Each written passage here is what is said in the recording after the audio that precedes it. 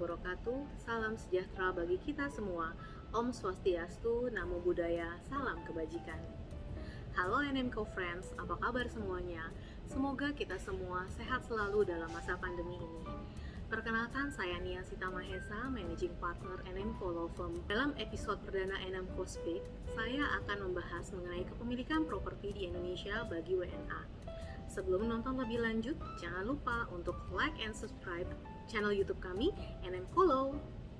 Tingginya minat warga negara asing untuk berinvestasi properti di Indonesia mendorong pemerintah menetapkan regulasi-regulasi baru terkait kepemilikan properti bagi warga negara asing. Antara lain, Peraturan Pemerintah Nomor 103 Tahun 2015, Peraturan Menteri Agraria dan Tata Ruang Nomor 29 Tahun 2016, dan yang terbaru, Undang-Undang Nomor 11 Tahun 2020 tentang Cipta Kerja. Apa saja sih yang perlu Anda ketahui? Undang-Undang Pokok Agraria yang kemudian diatur lebih lanjut dalam Peraturan Pemerintah Nomor 103 Tahun 2015 memperbolehkan warga negara asing untuk memiliki properti di Indonesia dengan alas hak pakai. Tentunya hanya warga negara asing yang memiliki izin tinggal, antara lain izin tinggal diplomatik, dinas, kunjungan, terbatas, dan tinggal tetap. Pada umumnya, jenis properti yang diperjualbelikan adalah rumah dan atau unit apartemen. Baik rumah maupun unit apartemen yang dibeli oleh warga negara asing harus dilakukan perubahan alas haknya menjadi sertifikat hak pakai atau sertifikat hak pakai atas satuan rumah susun melalui kantor pertanahan setempat. Ada dua pembatasan kepemilikan properti bagi warga negara asing. Yang pertama, pembatasan harga minimal properti, dan yang kedua, pembatasan luas area properti. Adapun range harga minimal properti sebesar 750 juta sampai dengan 10 miliar rupiah berdasarkan provinsi lokasi properti berada. Sedangkan untuk maksimal luas area adalah sebesar 2000 meter persegi kecuali apabila kepemilikan properti berdampak positif luar biasa bagi perekonomian atau digunakan untuk kegiatan perwakilan negara asing dan atau perwakilan badan internasional.